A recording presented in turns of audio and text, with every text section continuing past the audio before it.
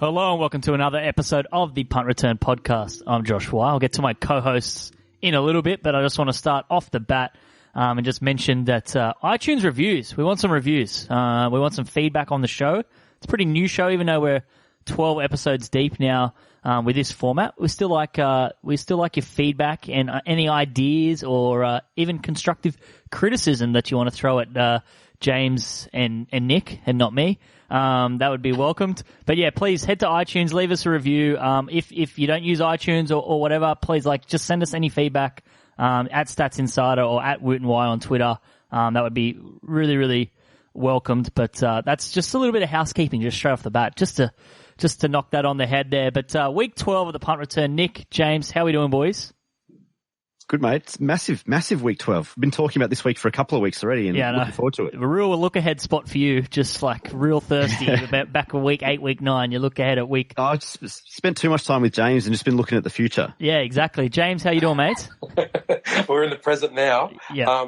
39 degrees is the present outside, so... Yeah, I played golf today in 35-degree heat. I played orienteering, basically, and went and had a few golf strokes in between today. I can't handle the heat. It was terrible. But, what a helmet-hitting week in the NFL here. So last week, the better record team won 11 of those games. The born-again Atlanta Falcons were the only exception to the rule. So this was last week wasn't the week to inspire a book of revelations, but rather I think it provided clarity for stories that have been building, and week 12, as we said just before, is a huge week where we'll get into that. Quick 30 seconds on Myles Garrett, boys. Any thoughts, or what do you think? I think suspended the rest of the year is fine. Maybe a couple of preseason games as well. I mean, it's not. I think the overreaction was a little bit too much. We've seen a lot of guys do similar things before. Albert Hainsworth, and there was a guy in the preseason for the Falcons as well. And yeah, I think that's fine. I think 8 games or whatever it's going to end up being, I think is a acceptable punishment for actually a really great guy that just kind of lost his cool for a moment. The indefinite thing is a bit strange. I don't know why they wouldn't have just capped it at the end of the season or a couple of preseason games into next year or whatever. Yep. It's a bit strange to have that indefinite hanging over his head for a while, but look, it was a massive overreaction. This stuff happens in sport all the time. Yeah. And you don't often see people hitting other players with their own helmet, but look, there are fights in every sport. Exactly. I mean, punching someone in the head with a helmet on is probably even dumber, to be honest. So, and we see that every week. So I don't even know. Just an incredibly Cleveland Browns thing to happen as well. Yeah, 2-game win streak started. Yep. And we're talking about literally and by head and shoulders, their very best player is now gone for the season. So I actually feel for Myles Garrett a little bit because he's actually a really great guy, and this is just going to define his career now for the rest of the. She's like, I mean, how many guys built like that are into poetry and dinosaurs? I mean, he's a fascinating dude. It's just, it's pretty nuts. That's going to define his career. The biggest overreaction I saw on Twitter just quickly was someone complaining that this indefinite suspension is going to impact his Hall of Fame bid the rest of his career. I mean, it's a little early for that. Yeah, surely. It is a little bit early to talk about Hall of Fame anyway with Myles Garrett. But yeah, you're right. A very Cleveland Brown thing to happen. Any thoughts on Colin Kaepernick? I just want to say that he should just be starting for the Bears almost immediately. That's all I'll say. Can't agree more. It's such a strange situation. Such a strange situation. Yeah, I can't think of too many things happening in world sport that are sort of sadder and more repugnant than the whole Colin Kaepernick situation, and makes being an NFL fan quite uncomfortable in that respect. Yeah. And it probably has from the get-go. And it seems to be continuing on, and I don't know what that was all about last week. Yep. But it sits uncomfortably with me for sure. Yeah, I'm glad this podcast is pro Kaepernick. Good stuff. Good areas. Let's talk week 11 results. Lock of the week. KC, we got, it was like -3.5, -4. I think it ended up jumping -6. They won by 7. So it was a winner. We're now 7-3-1 on the locks this season. And little sneak preview. We got a double lock this week. So look ahead spot here in week 12 just because it's such a momentous week. Long shots. Nick and I went 0-2. Josh Jacobs fell about 15 yards shy for me. I actually took him at 120 plus at some real juicy prices. I also took Marlon Mack at 120 plus at some juicy prices. He gets injured at 109 yards in the second quarter. So that really hurt as well. But, I'll take those every day. I mean, Josh Jacobs had a real chance to get that. And then Michael Thomas, I think we weren't really expecting that sort of heavy Alvin Kamara usage because they kind of took it easy on him the week before, Nick. Yeah, he's been fairly quiet, Kamara, since he came back from that. Yeah, that eased kind him of into layoff. it, but now they're like, all right, let's go. Yeah, well, I think it was Michael Thomas. I think I had him at 11 plus receptions, and he had 8, and Kamara had 12 or 13 or something. Yeah. It was just crazy. Did not see that coming. No. Oh, well. And then, James, look, the Seattle NFL price, it's still around the same, but I guess San Fran losing to Arizona would have made that real nice for you. It would have been fantastic, but both teams still have to play each other anyway, and Seattle do hold, that tiebreaker might come into play. So, and it's obviously the return leg is in Seattle. So, yep. The opportunity is still there for them. Great week last week. Best bets across the board. Nick and I went 2-1. KC -4 for me, and under in the Chicago LA were pretty comfortable wins. Oakland team total. I know that lost by a lot, but I don't know how that lost. They had multiple trips to the red zone and didn't come away with points. It was crazy. You had a 110-yard rusher. You have Derek Carr throw 350-odd yards, and he only scored 17 points. That one kind of hurt a little, but I'm now 20-11-2 on the season. Nick, talk us through your results. Yeah, pretty similar. Chiefs -4, as we all had. New Orleans -5 covered pretty comfortably. The big one for me, which I think is a really bad beat, was Baltimore-Houston over 49. Two of the highest scoring teams in the NFL, really offensively focused. Baltimore scored 41. And total finish off 48. 48. I mean, that is a horrible And beat. you had the bad PI call on DeAndre Hopkins. That would have been probably a Houston ball at the 1 yard line, which would have at least resulted in a field goal. So yeah, that's a doubly bad beat. James, 3-0.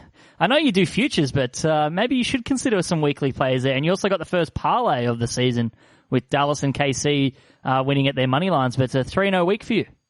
Yeah, Broncos covered really easily and probably should have won outright. But yep. I think there's also a story to come out of that later with Minnesota that we'll talk about when we get there. And yes, Saints was a nice, easy cover against Tampa last week. All right, last little thing from Week 11, like we do every week. Biggest takeaways from Week 11. So last week I attacked QB wins narrative.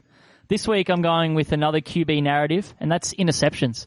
And I believe interceptions are overrated. I think not all interceptions are created equally, and I saw a lot of people throwing, look, Phillip Rivers was bad, really bad against the Chiefs, but people always just cite his interception numbers when they look at his career. They never look at his yards per attempt. They never look at his touchdowns or the team situation around him.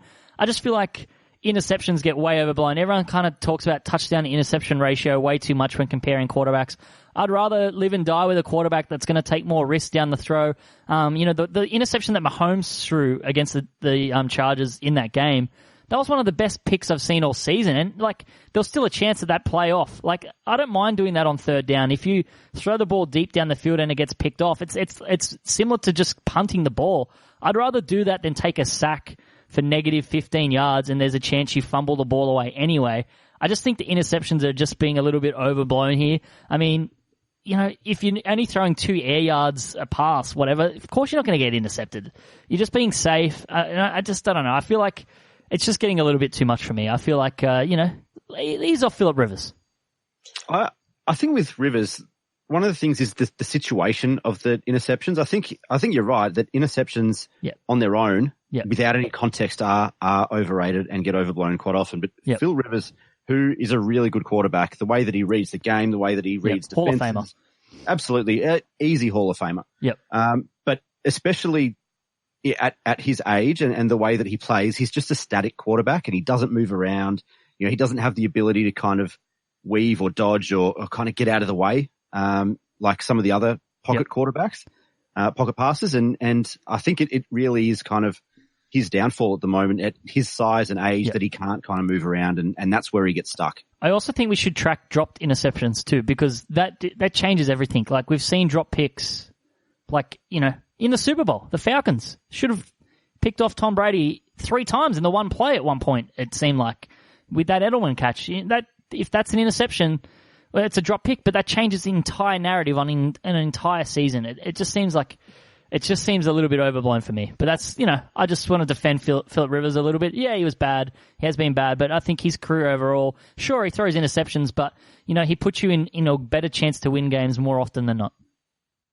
I think it also, the whole issue of turnovers in any sport sort of can expand out. I only wrote about Philadelphia 76ers for Stats Insider this week, looking at their turnovers and sort of casing it in the idea of pace of play and efficiency should come into effect as well. So if a team's playing at a breakneck pace, you can afford to turn over, or if you're operating with some sort of, a crazy efficient offense, yes, you can sort of suffer turnovers. But yeah, you're absolutely right. There's there's a whole other context, like Nick said as well. Without context, they don't mean much. Yeah, exactly. All right, Nick, what's your biggest takeaway from Week 11? Well, I've spoken about Atlanta and kind of the disappointing season they've had a number of times earlier in the season. What is going on with the Falcons? To Week 9, they had 7 sacks total on the season in 8 games. 7 sacks. They've now had 11 in the last 2 weeks against division rivals in New Orleans and Carolina. They've had massive wins on the road against the rivals. On this form, they've got an incredibly winnable run home. They've got return matchups against the Saints and the Panthers. They've got home and away clashes with the Bucs starting this week. Home matchup with the Jags. Now, they also have a trip to San Fran to deal with the Niners, but should they hypothetically run the table from here on in, that puts them at 9-7. But even if they don't win out, they can still have a massive impact and really shake up the NFC playoff seedings as we've been looking at them for the last couple of weeks. How has this happened? Yeah, they can easily play sport. I don't know if they can make the playoffs just because the NFC is so stacked. If they're in the AFC, absolutely a chance. Absolutely. But I definitely think they can play spoiler, especially with, Carolina. They pretty much knocked Carolina out last week, and they could probably cost the Saints a bye with another win. It's crazy. The sack totals is nuts. I have one explanation, and it's drugs. They're clearly juiced up over the bye week. That's all I can come up with. It was like watching, and we'll talk about it a bit later on in their game this week. But it was like watching a different Falcons team. It was to see them flying around on defense. I haven't seen that for 2 years from the Falcons. It was quite incredible to watch. I do like the idea that they could definitely play a role in shaping things up. I'm not getting a really good read on them at the moment, and I guess 9-7. Well, that's as high as they can go, which probably won't be enough in the NFC. And I also wonder, again from that franchise-wide perspective, what this will mean. Whether that sort of keeps Quinn in his job for next year. What happens with Dimitrov? All of those kind of questions. Are they still happy with the status of the D and how that's been built? So a lot of sort of macro issues in there. Couldn't agree more. I think the off season of the NFC South is going to be fascinating with Drew Brees' age, the whole quarterback controversy is there really one? I don't know. In Carolina, and now with this whole Falcons coaching issue as well. But it's not just the quarterback controversy in Carolina either. Like this is the right head coach, the general manager, what's going on there? Yep. Heaps and heaps of questions in Carolina. Exactly. All right, James, what's your biggest takeaway from Week 11? It's actually about Kirk Cousins, whether we need to sort of give him a little bit more hype. We're talking about identical numbers across the board to Russell Wilson, as in like literally identical passer ratings, touchdowns, yards, all those kind of things. And has the Vikings within 1.5 games of the number 1 seed in the NFC. I was critical of Cousins early in the year. I think a lot of people were, particularly because of that contract. He still has some mobility issues as well, let's call it that. Got into a 20-point hole against Denver over the weekend, rallied them back, pretty much faultless display, came out winners as well. So all of a sudden, the Vikings are rounding into form. We know how good their running attack. We know how good Cousins is as well. And they're getting this done without sort of massive Dalvin Cook contributions lately. So this is the 7th best defense in the league as well, with a really reasonable run home. Only New Orleans and Baltimore, along with Minnie, ranked top 10, both offense and defense. So I'll put the question to you guys. Who would you say is unquestionably better than the Vikings in the NFC? That's a tough one. I just want to say, I feel like we have this, I feel like I've had is Cousins elite or should Cousins be benched topic. I've had those, each of those twice a year for the last 3 years, I feel like. I never know if Cousins is good. And when I think he's good, then he plays bad. So this will be probably a crap week for Cousins. And then it's then I'm out on him and then I'm back in. It's a roller coaster. I'd say for me, the Vikings, in terms of my ratings, I still have a couple of teams in the NFC above them, and it's only the 49ers Saints. Actually, no, I've got them 5th, but there's barely a hair between the Packers, Seahawks, and Vikings. I have them kind of grouped together in tier 2 behind the 49ers and Saints in the NFC. Yeah, I think the Saints are the only unquestionably better than the Vikings team. But I think, like you said, they're in that bracket with the Packers and Seahawks and the Niners. Yeah, Saints for me, like you said, Nick, would be the only team that I would feel comfortable saying they're better, but not even by a country mile either. I think there's such a difference between the Vikings' best and their worst, and that's the difference between them and some of the other teams, and the depth of the roster quality in New Orleans, and the difference between the best and the worst with the Saints compared to the Vikings is not even close. Yep. I could see the Saints dropping behind them. I don't know about Drew Brees yet. I want to see some more deep passing. A lot of it was short and underneath stuff last week. I want to see him attack more of the field a little bit more in the coming weeks. I think we need more consistency from the Vikings across the board. Yep. More than 1 or 2 games and then a really bad one. Don't get into a 20-point hole against Brandon Allen. Come on. But one thing I'll also say about the Vikings in terms of the contrast that with San Francisco, you look at how and I'm going to bring this up later with the 49ers, in terms of how dependent they are on that running game and having everything just so perfect for Garoppolo in there. We'll have, just put you in these perfect situations, not take you out of your comfort zone. At least the Vikings over the last few weeks have proven that, they can come from a rally from a deficit, and they can thrive without the running game working beautifully. So that's points to the Vikings, and still suspect on San Francisco in that respect for me. Yep. All right, let's move on to Week 12. And after a relatively quiet Week 11 that went mostly according to plan, the big Week 12 slate kind of feels like the unofficial start of this stretch, the final stretch run home for the season. There's 5 blockbuster matches, and if you don't have Game Pass or Red Zone, it doesn't matter. They're all on ESPN this week, all 5 of the big games.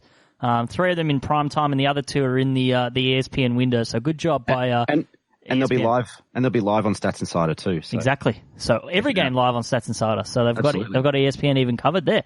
All right, let's talk Week 12. As we said, blockbuster week. First game of this, I think, is a blockbuster. Is just AFC South kind of up for grabs here. Indianapolis travel to Houston. Houston are 3.5-point favorites. The total is set at 44.5. And if the Colts win this, they've got a pretty handsome lead over the Texans, because they would have wiped them out basically, 2-0 record. So it's a clean slate against them. Puts kind of the Texans in the hole, although there's still a lot of games left to be played. But it's going to be tough for the Texans. But for me, T.Y. Hilton's status is pivotal to this one.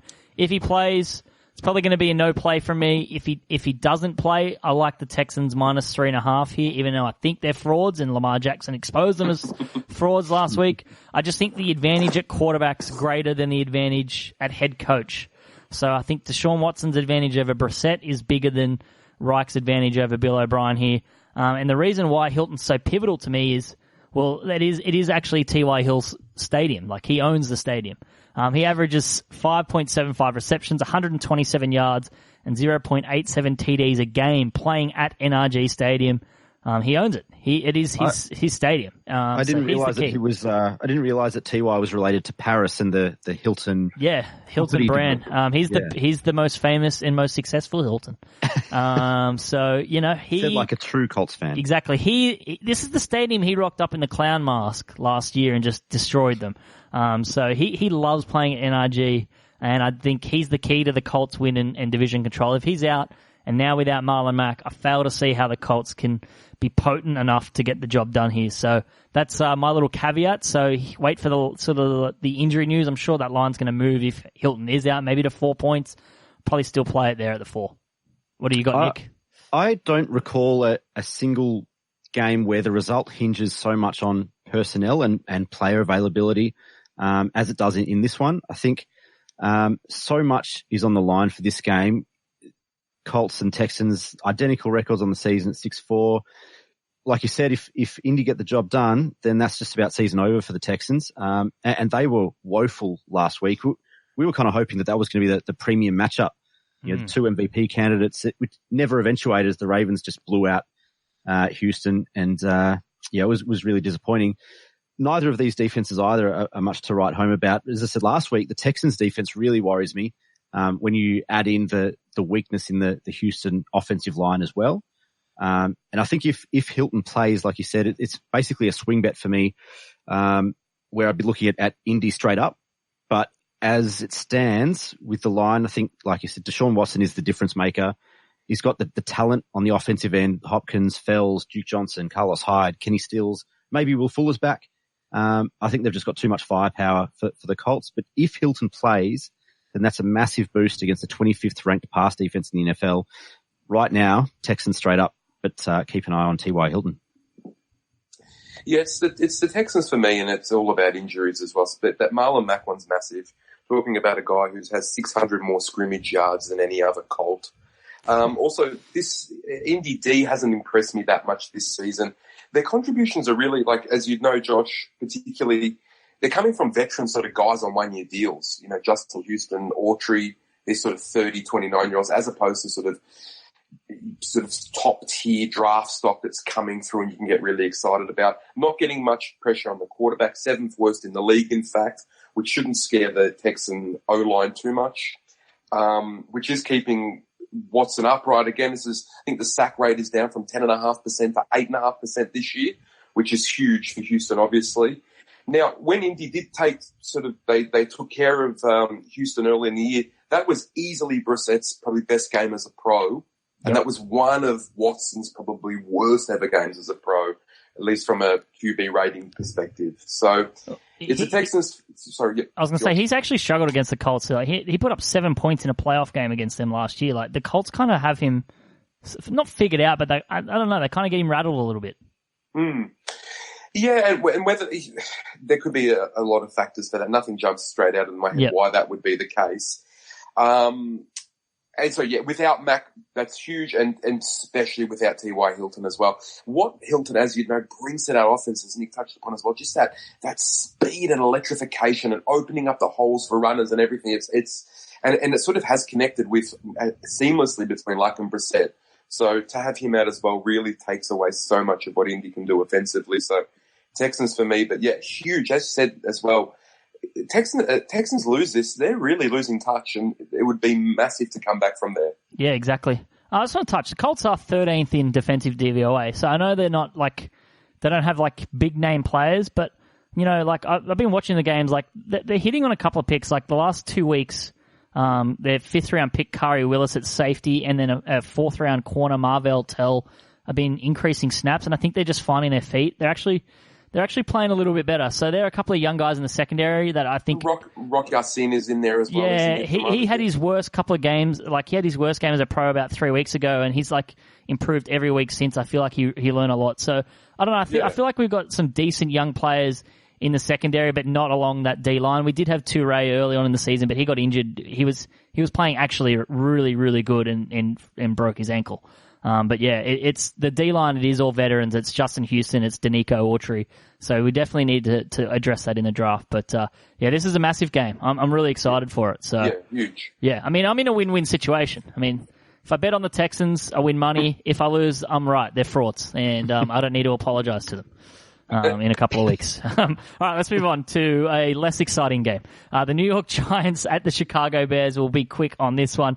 Bears are 6.5-point favorites. The total is 40.5. So for me, while the Bears defense remains a formidable front, they're 4th in DVOA, their offense is in complete shambles. Trubisky rightly benched, but Chase Daniels showed next to nothing either.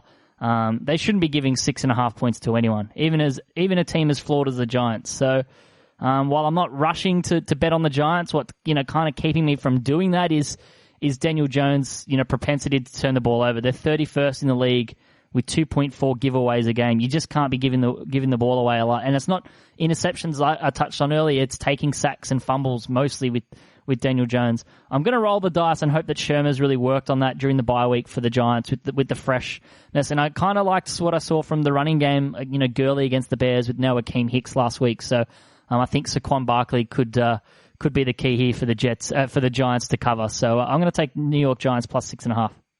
Yeah, I'm a bit the same. I'm not sure where these extra Chicago points are coming from. They're a mess on offense, as you said. Yep. I'm not sure that they're a touchdown better side than any team in the league. Maybe the Bengals and the Skins, but that's about it. And that's a horrible indictment on the Bears management and coaching. Chicago are ranked 22nd on DVOA pass offense and 27th on rush offense. Where to now for Trubisky? Is it all over? Does he get another chance? I mean, will he be there next season? Will he be anywhere next season? I don't know. He probably shouldn't be, but I don't know. And for all of Chicago's vaunted defensive capability, and they still are a very good defensive unit, but they're still basically middle of the road on rush defense. They're ranked 12th in the league, DVOA rush defense. And I can really see the Giants feeding Saquon Barkley early and often and just keeping it close. Keep an eye on him in the prop markets and DFS as well. He'll be looking for a bounce back game after his horror show last week against the Jets. Giants plus 6.5. There's no play for me. The 6.5 stood out. I thought in terms of Saquon could cover that by himself if he was motivated and if he's healthy. And I don't know if either of those are absolutely in play here for the Giants. They still remain a massive mess on the season. So it's I wouldn't want to enthusiastically get behind any of these teams, put it that way. All right, let's move on. Seattle at Philadelphia. Philadelphia -2 at home. The total is 48, arguably the game of the early slate. So, look, Seattle's coming into Philadelphia pretty hot. They've won 6 of the last 7 games. They're 9-0 against the spread in their last 9 games as an underdog. They've scored 27 or more points in 8 of their last 9 games. And then on the other side, the Eagles and Carson Wentz are only 23rd in the league in total offense and have scored more than 21 points in just 2 of their last 5 games. So I'm going to embrace my Bill Simmons voice here and go, are we sure Carson Wentz is good? I don't know. This is a litmus test game for me. In order to pull off this big win at home, the Eagles will need Carson Wentz and it's this dominant pass, this dormant passing offense to wake up. They've only topped 227 passing yards just once in their past 7 games. But Seattle are 22nd ranked, in passing in defense overall. So this is a matchup for Wentz and the passing, offense to really get going and click into gear, and kind of a litmus test game. If they can't do that and can't get it going, then I don't know. I'm getting lukewarm. I'm growing cold on Carson Wentz here. I'm going to take Seattle +2 because I'm not a big believer in Carson Wentz at the moment. Maybe send Nick Foles back to Philly. What are your thoughts, James? Yeah, massive game. This really is huge. Love the Seahawks, as you guys know. For me, Philly's offense is the real concern. I saw a really cool Bill Belichick stat sometime this week regarding Lane Johnson. Now, when Lane Johnson's out on the field, Wentz is producing a 98 passer rating. When he's not there, it falls to 78. Now, I think and he's in doubt for this week under concussion protocol. This Seattle defense is emerging. It's getting pressure on the quarterback. Clowney's starting to integrate into the role now. So I think that's a real concern. And as Josh pointed out, Seattle can score against anybody pretty much at will. Philly, not so much. In fact, they're really regressing. First 5 games, they cleared 24 points 4 times. They've done that just once in the last 5 games. And the question is, with Philly's offense, who are we actually waiting for to explode? Who scares us on this team from a personnel perspective? I'm a bit unsure of that. It seems like with Philly, we're waiting for this train to come, but the reality is there's really no one on the train. So that's my concern with Philly. Even though we all sort of have liked the Howie Roseman project philosophically, I'm just wondering who the actual weapons are. Another note on this emerging Seattle D, now that Clowney is sort of really integrated into it, there's 13 takeaways in the last 5 games. So that's another scary facet that Philly are going to have to sort of have to worry about. So huge chance for Seattle to prove that the way I see them are in that very top echelon in the NFC. Coming off rest as well. Whereas Philly are starting to get in that vulnerable situation. They drop a game and send Dallas pick one up somewhere along the line, could even be against New England, and they fall right out of contention. It could happen really quickly, and then massive questions to come. But I'm going to leave it to Nick now because this is his baby, and maybe he can even sort of address some of those things about those superstars. Are there any superstars there on offense? I'm really concerned about this one. Really worried about the Eagles' capacity to keep Wilson and the number one ranked pass offense out of the game. The weakest part of the Eagles roster is the secondary, as everybody knows. And that's not to say there aren't other holes, but that is the absolute weakest part of the Eagles at the moment. There are issues on offense as well, as both of you have said. I'm not sure it's Carson Wentz's fault.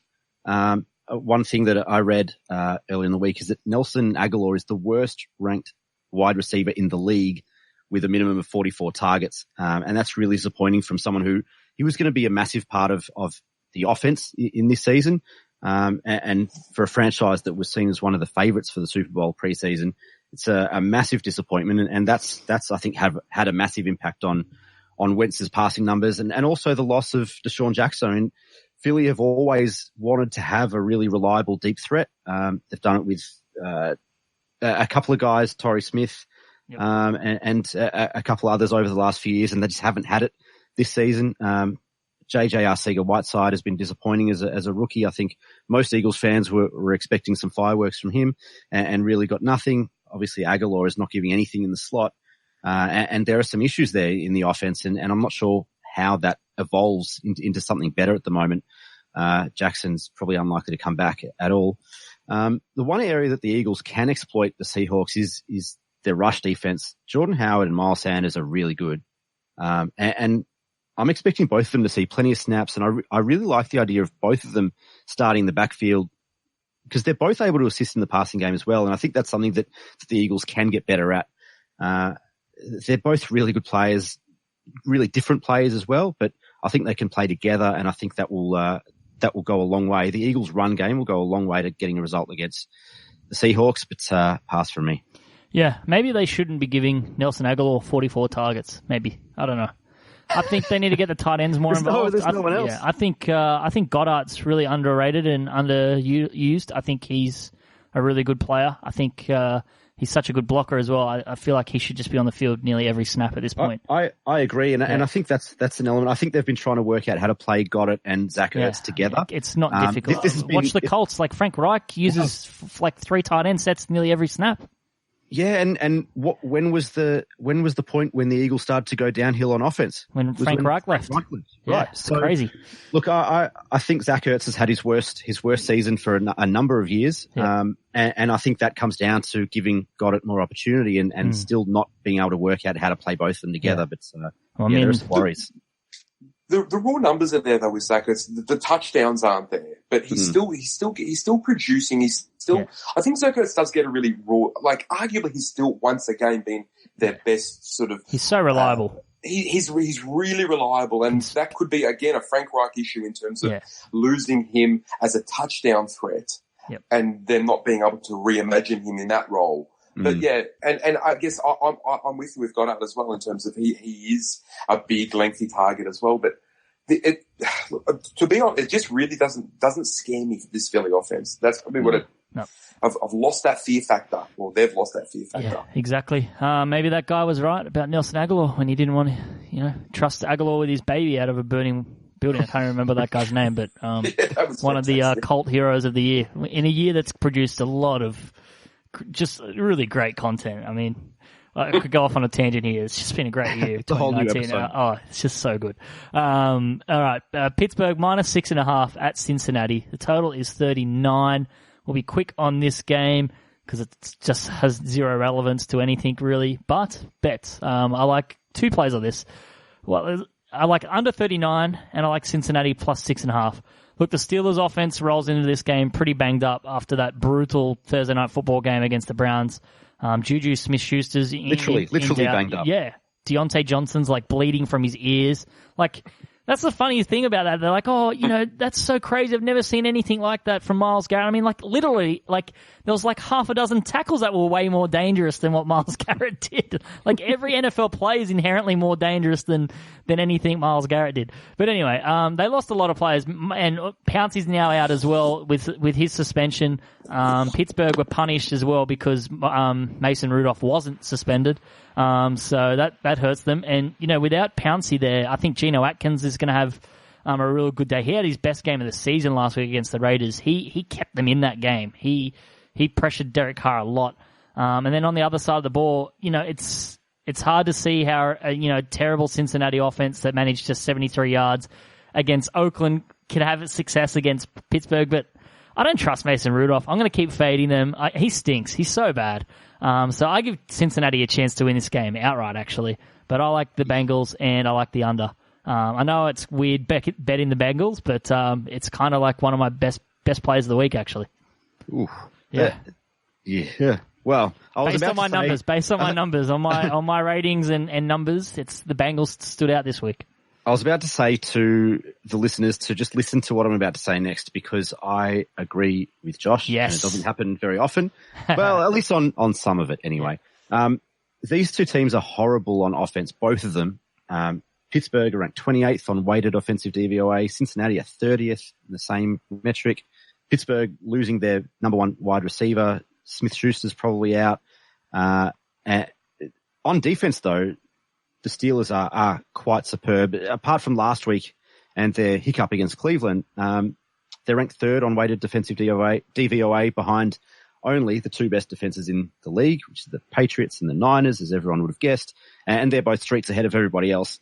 And what can we say about the Bengals offense or defense? Under 39 is the play. Guys, I'm actually going to be joining you in the world of unders this week, and particularly on this play. This is two horrendous offenses. These two teams have combined 14 of their combined 20 matches have gone under this season. And in fact, this decade, pit road games gone under at a 62.5% clip, which is the healthiest mark in the league in that span. So a couple of edges towards the under that might be in favour here if you're interested in that particular play. Yep. Juju confirmed out. Likely will not play. Deontay Johnson only just returned to practice. James Conner and Juju not expected to play. So James Washington and Jalen Samuels is what Pittsburgh will likely be rolling out. And then maybe if Deontay plays, not very healthy. Terrifying. Yeah, it's crazy. All right, Oakland -3 at the New York Jets. Total is 46.5. I like the over 46.5 here. Look, the New York Jets enter this game coming off back-to-back 34-point performances. Both Darnold and Gase point to a meeting they had following their Week 10 loss at Jacksonville, kind of as the turning point. They've kind of changed their offense and suited it more to Darnold's strengths. Who would have thought? Maybe do that from Week 1.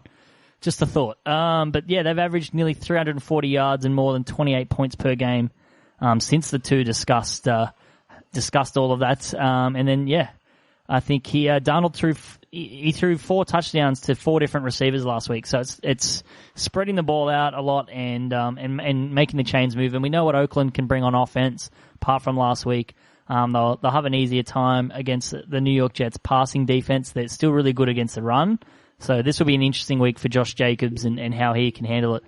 Maybe he can try and average more than Saquon Barkley did against them, which was 0.007 yards per carry. So yeah, the winner in 6 of the last 8 Jets games has scored 29 points or more. The total's gone over in 6 of the Raiders' last 8 road games, and in 9 of their last 11 on the East Coast. And then 5 of the last 6 times these teams met, the game's gone over with an average combined score of 52 points. All of that points to an overplay. I don't really have a feel on this line. It seems a bit spot on to me. Yeah, look, given the Raiders a bit of props last week, I kind of admitted that I'd been wrong on them previously, but I do feel like this line's a bit of an overreaction to the 3 consecutive wins. I mean, they're not world beaters. They've beaten a horrible Bengals team, a horrible Chargers team, and a horrible Lions team in the last 3 weeks. And I'm just not sure. I'm not sure. This Jets defense is a different beast. And things are starting to roll a bit for the Jets. Their season numbers are really, they're stuffed from 3 games of Luke Falk and a horror show from Sam Darnold against the Patriots. Darnold has a completion rate above 63% in every match apart from that Pats game. And the last couple of weeks, albeit it was against the Giants and the Redskins, an average of 7.7 and 9.8 yards per attempt, which is not bad. And he's only turned the ball over twice in the last 3 weeks compared to 8 in the 3 weeks prior. So they're starting to, like you said, they're starting to move the chains and they're getting things moving over the last few weeks. And the Raiders are ranked 23rd in pass defense and 29th overall in DVOA defense, indicating that there are going to be plenty of opportunities for Bell, Crowder, Robbie Anderson to take advantage of what is a weakened defensive unit. But most importantly, the Jets are ranked number 1, as we know, in blocking the run, as I know because I was heavy on Barkley a couple of weeks ago. And it's going to be a tough day at the office for the Raiders' number 1 man on offense, Josh Jacobs, the rookie. And I'm looking to fade him completely in DFS after what the Jets did to Barkley. And I don't know. I don't mind the Jets here. Yeah, I actually quite like Oakland, to be honest. I'm still not sold on the Jets producing sort of 30-plus point games against Washington and Giants, which has not moved their weighted DVOA offensive number from the very worst in the league. Now, for Oakland, I know we're not fully in love with what they're doing, but the magic number's 9. So 3 more wins gets them into the playoffs. It's simple as that. This isn't a hard matchup against the Jets. I know you guys have cited those sort of defensive numbers and their ability to stop the run. And the Oakland D is also emerging as well. The number 4 overall pick, Farrell out of Clemson, is starting to really pick up pace now. Rookie mate Max Crosby leads the team 11 quarterback, hits 6 sacks. So it's young, it's emerging. For me, it just boils down to the Jets. Like, I'm not prepared to give this franchise, this deadbeat franchise, any love. That's what it comes down to for me. Whereas, the Raiders are still in this playoff picture with plenty to play for. This should seemingly be a market down win for Oakland, but look, maybe I'm wrong. Maybe the whole Darnold thing is real. I've got my doubts, but let's see. Yep. It's the NFL. Who knows? It's why we love it. Yeah, There's something I just find something strange or irritating about this game. Maybe it's the fact that it's the fact that Raiders are knocking on the door of playoffs when I'm not comfortable with them either being a playoff team. It's not like they've blown us away. I'd rather the Raiders and Buffalo in the playoffs. I'll just say that. But with that said, we shouldn't do this, but they'd be nowhere near playoff contention if it was in the NFC. They'd be chewed up and spat out. Yep. Yet from the AFC perspective, we have to consider these guys as going to the playoffs. So. But we've seen a 7-9 Seahawks team win a wild card game. So any given Sunday. I swear that's a good movie. All right, Denver at Buffalo. Buffalo -4 here at home. You talk about racking up some wins. This is important for Buffalo. The total is 37.5. Look, there's a lot to love and hate about the Broncos' performance last week. You really have to love their performance for the first 3 quarters, where they showed some life on offense and made things very difficult for Kirk Cousins with plenty of QB hits and fumbles and things. But that fourth quarter collapse in the coaching is very troubling. Look, Josh Allen had his best game of the season last week against the 32nd ranked DVOA defense, but can he do it against the number 7 rated in terms of weighted, if you ignore the first couple of weeks where they were still finding their feet in this system, but they're now 7th overall in DVOA defense. I'm not so sure. I'm leaning Denver +4, but I don't really have a strong feel on this game. My heart wants Denver to win because I want Buffalo out of the playoffs. You know what was really interesting, and I read this stat this morning actually, that Brandon Allen had 5 deep shots in the first half last weekend, and I was really interested to see how Vic Fangio was going to play Brandon Allen. It's just really interesting. I thought that they would go really heavy defensive, and it is the Broncos calling card. But it was really excited to kind of see them go for it a little bit, which was nice. The Broncos, a bit like the Vikings, are a different unit at home and on the road. These are 2 top 14 ranked defenses in the league. Neither much to write home about on offense. Almost identical bottom 10 ratings on both pass and rush offensive efficiency. The total, which I'm leaning 37.5, I'm leaning to the under, but it is really low. I'd love it if it came out to 38.5, 39 close to kickoff, and then I'd be all over it. But I'm leaning the under 37.5, and that's my play. Put simply, Sean McDermott laughs in the face of these kinds of offenses in terms of Denver being a bottom 3rd DVOA offense. In fact, since McDermott's taken over at Buffalo, he's 16-4, straight up against bottom third DVO offenses. So if you're not bringing the sophistication, if you're not bringing the variation against McDermott, he's going to crush you. And I think this is tailor-made for Buffalo. Like Oakland, well, the only difference is Oakland aren't at home here, playing a pretty ordinary franchise with their playoff hopes on the line. If they are a playoff team, they get this done. They win it, they walk out, bank the win, and start thinking about participating in the playoffs. So it's Buffalo money line for me, a possible cover, but Bills for me. I know Denver pushed many, but they did fall apart late, and this is again, I think Brandon Allen is in that uncomfortable Kaepernick territory as well. Like, this is the kind of team he could definitely be a part of, and especially with John Elway, sort of like his read of quarterbacks is almost as abysmal as some old fogey at the cafe down the street. Yeah, any fogey down the street can sign Peyton Manning and win a Super Bowl with him. I mean, it doesn't take a genius to realize that. So, I think that's the other thing. We're sort of stuck in like, definitely us three guys grew up in an era of Denver, a really rock solid franchise, consistently excellent, and it's just not the case anymore. There's something really bland and uninspiring about them. So, yeah. Yep, and it rhymes with Smilmway. All right, let's go on. Miami at Cleveland. Cleveland minus 11. The total is 44.5. This is a gross game. Look, my numbers favor Miami, but I'm not touching this spot on the road, especially after what happened in Thursday Night Football. This is a no thanks from me. It's a horrible Jersey matchup as well. I don't want to watch this game. This really is a gross matchup. But Cleveland missing the best football player in Myles Garrett for the rest of the season, as we've discussed. Yep. Despite the fireworks last week, last week could and should have been a massive morale boosting win for the Browns. But what transpired in that last 15 seconds and in the days following has a real possibility of completely derailing the Browns season. And I haven't done this all season, but Miami at the line, plus 11. Here we go. Here we go. Wow. Interesting. Finally, something. No, I'm actually with Nick on this. Oh, wow. Only because I am. Because, well, I guess we'll get straight to the best stat here. The only worse thing than the Cleveland Browns against the spread, and this year, by the way, they're 3-6. Yep. Only Giants, Washington, Tampa, and Chicago have performed worse against external expectations than that. So the only thing more miserable than Browns ATS is Browns ATS favourites at home.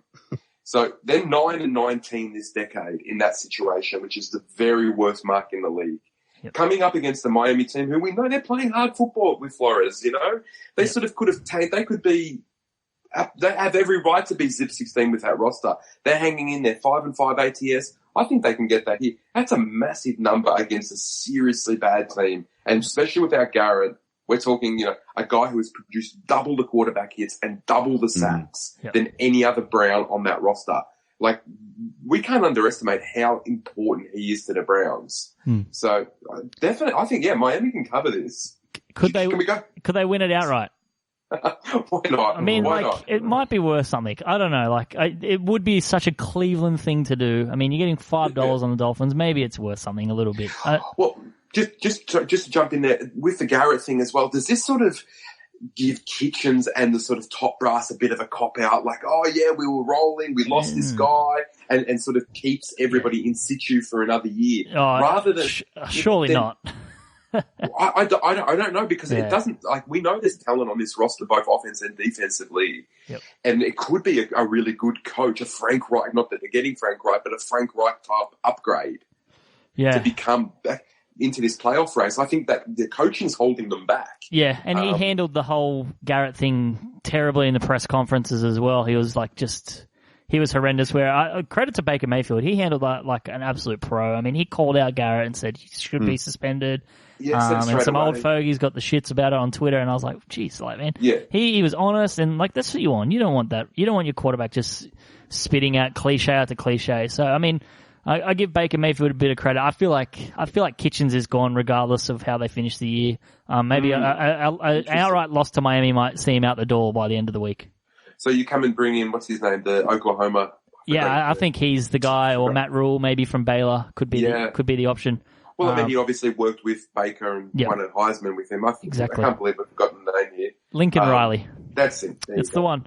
All right, let's move on. Carolina at New Orleans. New Orleans minus 8.5. The total is 47. I don't know if you hear that sound, guys, but that's the sound of the Panthers falling all the way down to 27th in DVOA. Yeah. And that sound has now drowned out all the anti-Cam Newton talk, as Kyle Allen completely unraveled before our eyes. The clock struck midnight and the crystal Kyle Allen ball turned into a pumpkin. And yeah, that's it. He was dreadful last week, and their offense is dreadful as well. And with all the McCaffrey MVP talk, he had like 200 and something yards and they put up 7 points. I mean, you can't win MVP as a running back. All right. I love McCaffrey. He's a white running back. I mean, what's not to love about a white guy doing this? But yeah, it's crazy. It's nuts how bad they were and it's just eerily similar to the Panthers last season. Get off to a really good start. They look great.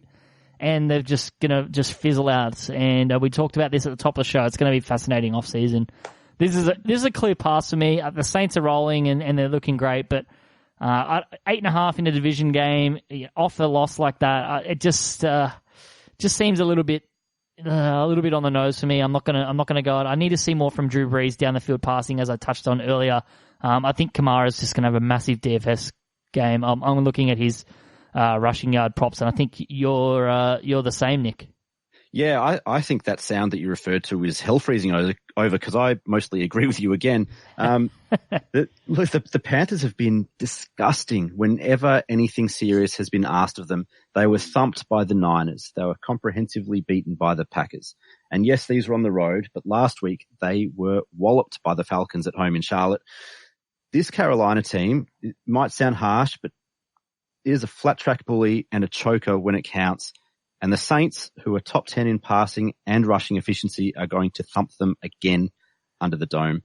New Orleans minus 8.5. And I agree. I really like the spot that Alvin Kamara's in this week. Some decent odds at him for 74 plus rushing yards. Probably even go higher than that, but I like the 74 plus at 240. And, a great DFS player, as you said. No Brian Burns, no Panthers for me. The last 4 weeks as he's fallen out of the lineup, they've really fallen pieces. No, in all honesty though, we close our eyes really tightly and imagine the Chicago Bears offense and how absolutely deplorable that is. That's Carolina statistically. On every measure from, DVOA perspective, the Carolina offense is the Chicago Bears offense. They're in massive trouble. This is two franchises in very different directions. A couple of weeks ago, and it's exactly as Nick said, we were talking about Carolina. Let's see a big test. Can they hang with New Orleans? They're only a game or two behind. Now they're a game or two off being the last place team in the NFC South. That's how quickly it's fallen apart for Carolina against the Saints team who's shooting for the number one seed in the NFC. So I think the 8.5 is very, very doable against this Panther team. So yeah, Saints for me. And it's also this, this whole McCaffrey universe that is the Panther offense at the moment, which is, I'm not a huge fan. Okay, let's move on to, actually, let me just check. I thought I did my numbers yesterday and I can't find Panther Saints. No, sorry, I did find it. Yeah, that number seems a bit spot on for me. I know, you guys seem to love it. Maybe I thought I miscalculated my numbers, but yeah, it's just divisional game. Kind of smells like a little bit of a trap for now. It's not my trap game of the week, though. I'll get to that. Detroit, minus 3.5 at Washington. Total is 42.5. Not going to spend too much time on this game. Again, this has no relevance to anything, really. I just want to say Jeff Driscoll, showed a little something last week against Dallas, but can he do it on the road? I'm not sure. We'll wait and see, I guess. The Lions were gashed through the air once again last week. They got no pressure on Dak Prescott, and he just picked them apart, and he had 444 yards and 3 touchdowns, so it's a 5th straight game now an opposing quarterback has thrown with 3 touchdowns against the Lions. So they're allowing 27.2 points per game. So is Dwayne Haskins capable of taking advantage of that? Again, I don't know. So with too much uncertainty on whether Jeff Driscoll can do it on the road and whether Dwayne Haskins can take advantage of a pass defensive, I'm going to leave this. This is a pass scenario for me. It is worth noting that the Redskins are 0-4 straight up and against the spread in their last 4 games when hosting teams below .500.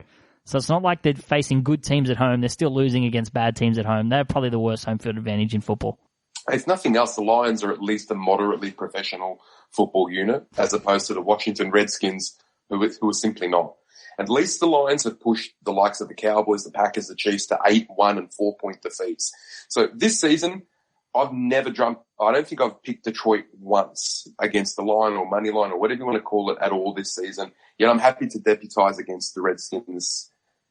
Last time we checked in on Washington, the Jets hung 34 on them. Yep. So that's concerning. And also, Washington are well and truly up to their necks in this tanking race. They've got absolutely nothing to play for. They sit comfortably in that draft 2 spot at the moment. So can't see Washington doing anything. And again, it probably comes back, Detroit being mildly professional can get this done. I like the Lions here.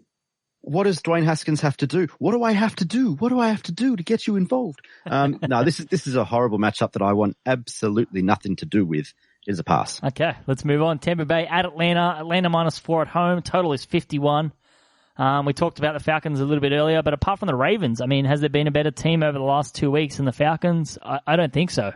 Those coaching changes they made during the bye week have absolutely worked wonders. So credit to them. Maybe it's enough to keep Dan Quinn in power, as we talked about at the top of the show. But the Buccaneers rank second last in the NFL in passing defense by allowing 290.9 passing yards per game, and a dead last in scoring defense, giving up 31.3 points per game. So despite having an offense that ranks 6th in the NFL in total yards, 6th in scoring, the Buccaneers are just 3-7 straight up and 2-8 against the spread this season. This new and improved version of the Falcons should be able to win and should be able to cover, but this is my trap game of the week. I'm avoiding. It's a pass for me. I'm not something about Winston and being a road dog.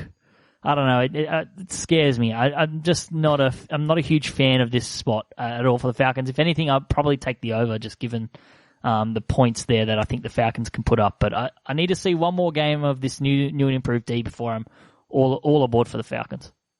Interesting call.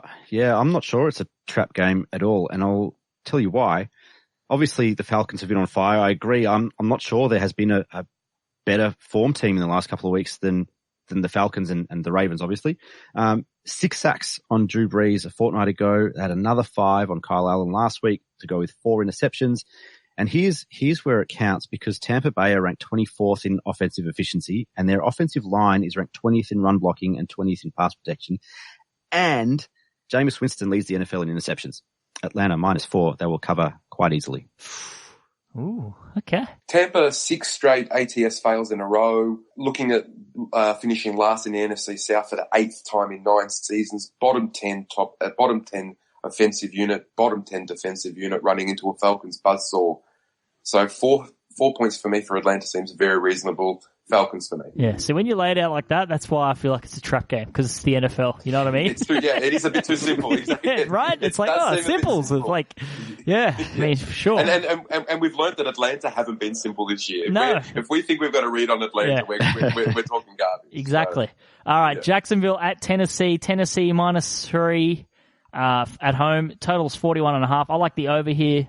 Jacksonville, look, they have the 30th ranked run DVOA defense in the league. We saw what happened. They got run on by Jonathan Williams for crying out loud, and Derrick Henry should have a monster day.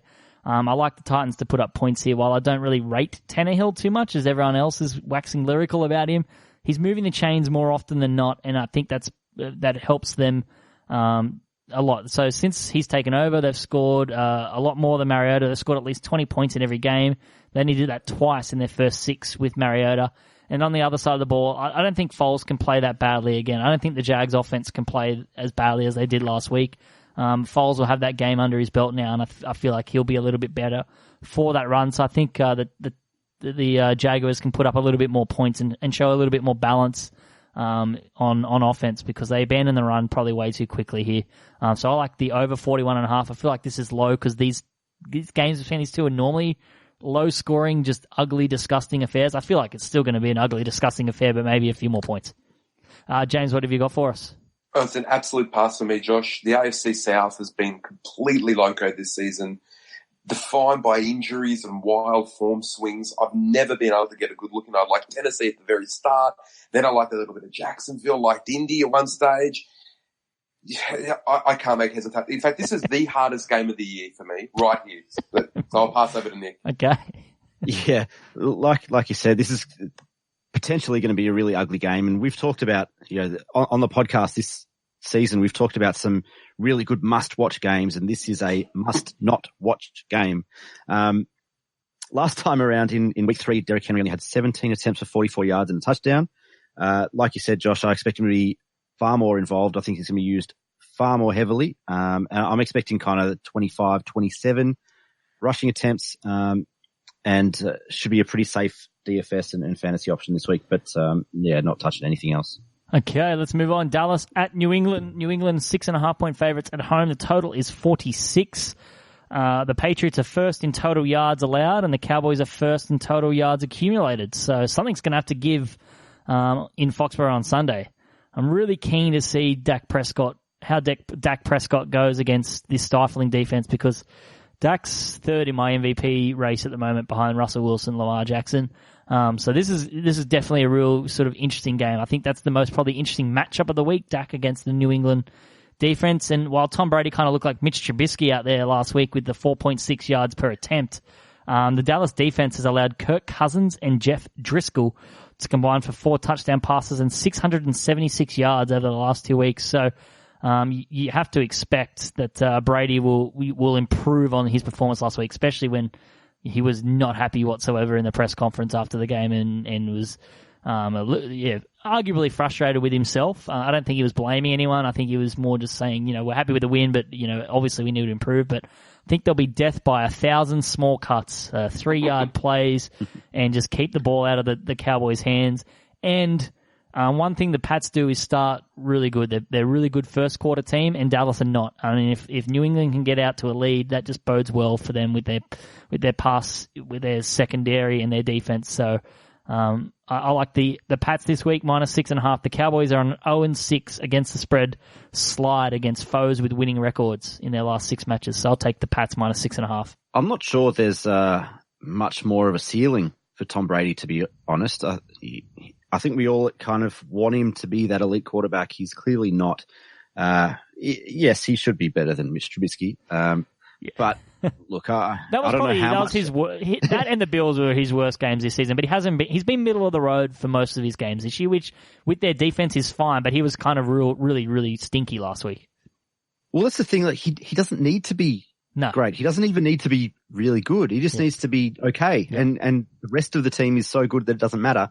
But I've been really anti Dak Prescott, and James can attest to this. I'm not a fan, and I haven't been a fan of him over the last couple of years, but he has been incredible this season. He's ranked second behind Russell Wilson in QBR, second behind Pat Mahomes in DVOA. He leads the league in passing yards. He's equal second in passing touchdowns at 21. Got another 3 on the ground. He's having a sensational year, and he's been great to watch.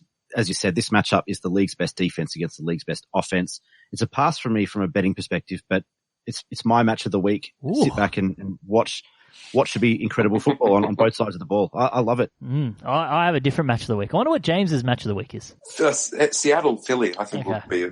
That's one I'm really looking forward to. Okay. And I can also testify that Nick hasn't been a huge Dak Prescott fan from day one. It's like me with Russell Wilson when you Luck and Wilson had the rivalry, and Dak and Carson Wentz have this rivalry. But sometimes you just reach a point where you're like, all right, I've just got to throw my hands in the air and just take the L and just enjoy watching them play football. But for me, I also wonder whether Nick's sort of bit of an anti-Dak is coming from a Philadelphia point of view. Yep. That would never happen. No, but in the same way, Josh can't fully wrap his arms around Deshaun Watson. So I'm wondering if those two factors are playing. I like Deshaun Watson. I just can't. I just keep throwing Bill O'Brien under the bus instead.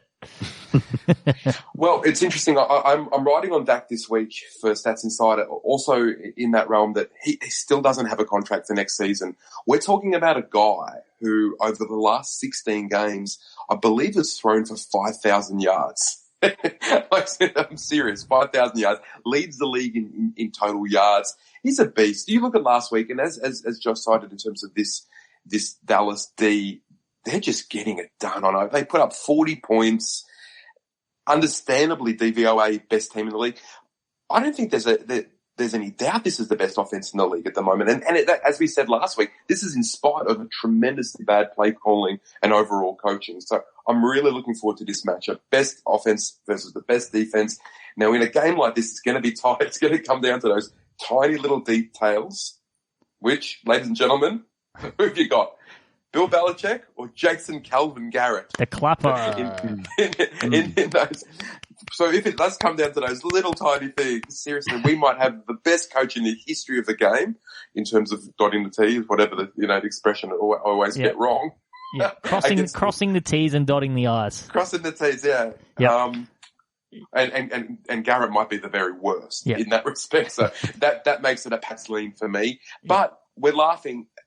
If you're a Cowboys fan, though, it is a bit tragic because you've got a seriously good team on your hands here that's being held back. Wasted. Yeah, it's been wasted. Yep. Seriously. If people want to listen, we chatted about that last week at length. It was actually a really good chat. It was like 5 minutes of a massive sidebar, but it was very, very good. So, I agree. But you got to take Belichick here. Absolutely. And exactly as you said, I love the point about the death by 1,000 small cuts. Yeah, that'll be it. It's just tiny incisions from Belichick. He's just going to slowly kill you like a methodical serial killer. Which I think if Bill Belichick wasn't a head coach, he probably would be like a Boston area ripper, just... Well, he still might be. Yeah, he still might be. He still could be. I mean, the Pats have already housed one murderer. I mean, who knows? Wow. No. The footy killer. I'm sorry. No, all right. I'm just saying that the Belichick's a psychopath in a good way. I mean, I'd love him as my coach. It's ridiculous. All right, let's move on to my game of the week here. Green Bay at San Fran. San Fran -3 at home. The total is 46. This is the game of the week for me. I have to go with the 49ers here. They've been the better team, all-around team this year, ranking 7th in points per drive on offense, second on the other side of the ball. The Packers' defense has been struggled lately. They're ranking 22nd in weighted DVOA and has been an absolute sieve on the ground. And that's how the 49ers stacked wins early in the season. I expect them to return to that strategy in this matchup. That'll help alleviate any injury concerns, I guess, that they have in the passing game as well. And I think if the 49ers' talented D-line does its job, I think the home team should win and should cover here.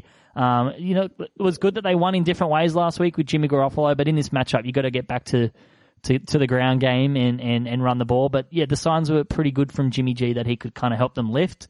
He'll have a tougher time against his passing defense, but I think they will get the ball going on the ground. I'm going to take the 49ers -3. What do you got, James?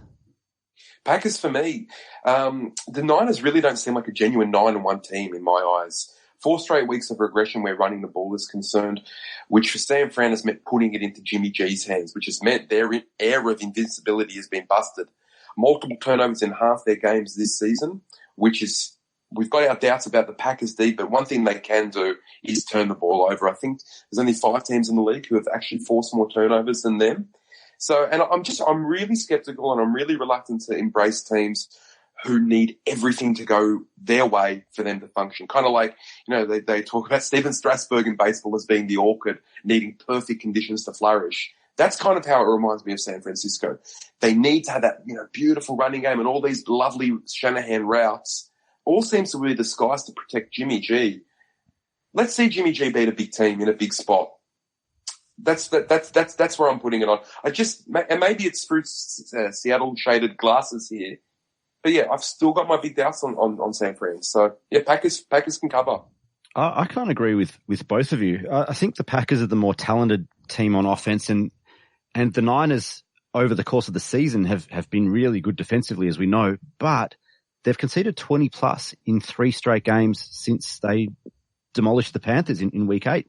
And I just can't get a real read on them at the moment. And same with the Packers. I'm just not sure where each of them stand and kind of what they stand for right now. I know that they have been really good at both of them at times earlier in the season. But right now, I just can't get a read on either of them. So it's a pass for me. It looks like both defenses are kind of regressed over the last 3 weeks. Maybe over could be the play there, like at a 46. It's kind of that weird number there, not close to the key number of 48, but not quite there. It's kind of a Vegas zone total there at the 46. So maybe that could be the play if you don't have a real feel on the line, given the regression for both these teams on defense. And we know that, the Packers can put up points at will, and so can the 49ers. We've seen it. So, it's a fascinating game. We haven't even mentioned that, the winner of this game will, get a sort of a half game edge over the other in terms of getting a bye or home field advantage and things like that. So obviously there's a lot of games left to play out, but these games are really important when you look back on the season. So that's why it's my game of the week. In terms of it could shape up the entire NFC playoff picture. All right, let's move on. Baltimore -3 at the Rams. Total is 46.5. Since week 7, but I'm going to be brief here. I know this is a cool game, but since week 7, Baltimore has both the number 1 offense and the number 1 defense in the league by DVOA. They've scored 30, 37, 49, and 41 points in their last 4 games and now have won 6 in a row overall. The Rams lost time of possession, turnover battle, and converted only 3 of 10 third downs in their 17-7 win over the Bears. While I am encouraged at the Rams' improved defensive efforts and the way that they've played over the last couple of stretches, given how bad their offense has been, I'm just going to ride Baltimore until they don't cover again, I think. Even as a road favorite here, and under a field goal or a field goal, I'm just going to ride Baltimore until they give me a loss. And maybe that will be this week, but I like Baltimore -3 here. You got to just kind of stick with the hot hand, and that's where I'm going to go. What are your thoughts, James? Yeah, I agree with you. Ravens are probably the play here. Rams offense has just fallen so far. I just can't see how they can keep up from a scoring perspective. I was actually just one quick side note: is there a play for the Rams with a potential golf trade somewhere in terms of? Is this something that I've been sort of thinking about in terms of the future of this franchise? We know they're hamstrung by lack of future picks. What they do have is a genius coach who probably could get a lot out of an ordinary quarterback. Is it? Yeah, maybe a Tennessee or something like that. But anyway, just that's where the Rams are for me. Yeah, look, I think everyone's talked a lot about the Ravens in the last month, and I've got a bit of a different take. So the Ravens at 15.5% are the closest challenger to the Patriots at 23.4% on Stats Insider's Super Bowl projections, since the Kansas City Chiefs defeated the Lions in Week 4 to sit at 17%.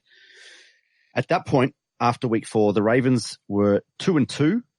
They'd demolished the Dolphins in Week 1. They'd snuck past the Cardinals in Week 2 before big losses to the Chiefs and Cleveland in Weeks 4 and 5.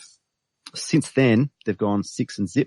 They've dispatched everybody ruthlessly. The Steelers, the Bengals twice, the Seahawks and the Texans, and delivered a first and only loss to the Patriots. They're ranked number 8 in weighted defensive efficiency and number 2 in weighted offensive efficiency. And they're ranked number 4 in special teams for the season. They are the only team in the league to hold top 10 positions in all 3 categories from Football Outsiders. So, ladies and gents, or gentlemen and gentlemen, because I'm not sure how many ladies listen to us. I don't think we're that interesting, but the best team in the NFL right now is the Baltimore Ravens, and it's not even close. Massive call. I like it, though. Cool. I like it. Meanwhile, in LA, the Rams are 6-4 on the season, and they just continue to kind of eke out really ugly wins over top 5 ranked defenses in Pittsburgh and Chicago in the last couple of weeks. I just can't see them upsetting the force, the irresistible force that is the Ravens right now. And I'm not sure anyone can at the moment. And Baltimore to cover. All right. So that's a great segue into our lock of the week there as we wrap up all the Week 12 action. So obviously the lock of the week this week, we got 2 though. But the first one is Baltimore -3. We like them. We're going to ride the hot hand, and maybe it's a square play and we'll look foolish next week. But as we said, we're just going to ride the hot hand, and Nick's called them the best team in the league. So we've just got to go with it at this point. And then the other lock of the week we discussed off air. We're going to go with a total. Not sure if it's been our first total lock of the week, but we like the under 39 in the Pittsburgh Steelers and Cincinnati match there. So we've got 2 locks of the week this week. Baltimore -3, under 39.5 in the Pittsburgh-Cincinnati game. So let's talk long shots.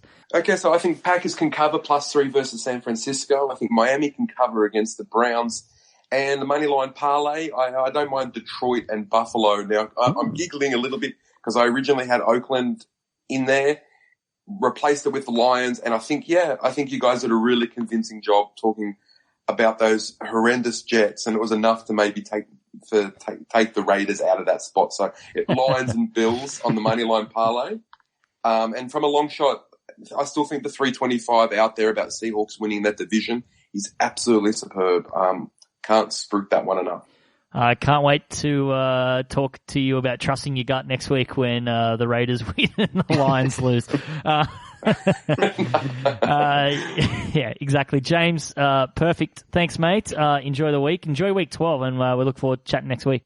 All right, Nick, what are your best bets here? You're on a tear. I think you're 23-11 on the season. So let's see it for the penultimate week here of the season so far, week 12. I'm up and about. Atlanta -4.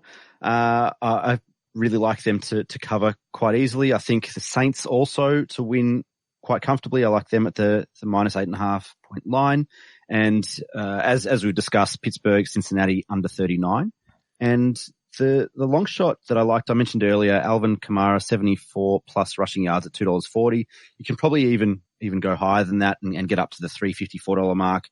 At the 85 or 90 rushing yards. And I like all of those plays with Kamara this week. Yeah, I feel like that price could be gone soon when everyone releases their sort of over-under props later on in the week. But I think even like 100 plus at like the $3 range might be a solid bet as well, mate. Mm-hmm. Yeah, absolutely agree. Yeah, especially the way they fed him last week. Obviously, they wanted to get him going. They had their eye on that. So my best bets, I originally had Baltimore -3 and the under as well in our locks, but I thought I'd change it up so it's kind of not a rinse repeat of the same plays a little bit. So I thought I'd go with a little bit of a different ones. I like Cincinnati +6.5 in that game as well. I think if this game is going under, it kind of tends to favour the dog there in that situation. It could just be sort of like a 17-14 type slugfest from Pittsburgh eking out a win, or even a 20-14 type deal from the Steelers, or even lower than that at this point. It's going to be an ugly game. I like New England -6.5. I just think they're going to have too much there. Death by 1,000 cuts. I don't think Dallas's defense is up to the task, unfortunately. As good as Dak Prescott is, I just don't know if they can get the job done here, and I think Brady has a solid game. And I like over 46.5 in the Jets and Oakland game as well. I touched on the Jets' increased explosion, and I'm always kind of interested in the Oakland overs over the last sort of 5 weeks. And my long shot this week is going to rely around that over as well. I think Derek Carr has 300 plus passing yards around that sort of $2.60, $2.75-ish range. And I'll even mention Cincinnati moneyline. I touched on it earlier on the show. I think they have a chance to win that game outright against the Steelers. So I like them at the $3.50. I wonder, Nick, if the Stats Insider model agrees with me. Maybe they always kind of like a money line parlay as their not a parlay, money line as the long shot this week. I'm not sure if it is, but why don't you talk us through the model's best bets and the long shot, and then we'll touch on the results of the model afterwards. Yeah, I mean, funnily enough, there's nothing on that particular game at the moment. You're right, though, that the model does tend to like those underdogs, and I think you're right as well. You spoke before about the Cincinnati +6.5 in that low scoring game. I think if for bettors who are kind of looking at some of those correlations, there is a correlation between the underdog covering their spread and going under, because they tend to be ugly games, low scoring. And they keep it close. And I think that's absolutely a kind of a game script worth exploring if you feel like that. And it happens a lot in like college basketball and stuff where a really bad team knows they're up against it as a big dog, and they slow the possessions down, and basically they just try and drag the opponent into a street fight, into their type of game, minimizing their possessions and their chances to score. And who knows, like, if you can grind that out and frustrate, then there's a chance for you to get those wins. And that's kind of similar in football, but obviously basketball, where there's a lot more possessions, it has a bigger impact. But yeah, I just think that correlations is there, and I know the model. That's always been something the model likes. Yeah, absolutely. Like I said, unfortunately on this one, there's nothing particular for that game. The best bets we've got Tampa Bay covering their 4.5. See, even the model knows it's a trap game. Yeah, we'll see. That's a 10% green selection. That's pretty strong. We don't often see 10%. That's pretty high. So it's got me a little worried. The model likes your boys, the Colts, to cover 3.5 points. Interesting. 7% orange play, which is also fairly strong. And Chicago Giants over 39. It doesn't have a lot of plays on the totals and especially on the overs. So yeah, just keep an eye on that one.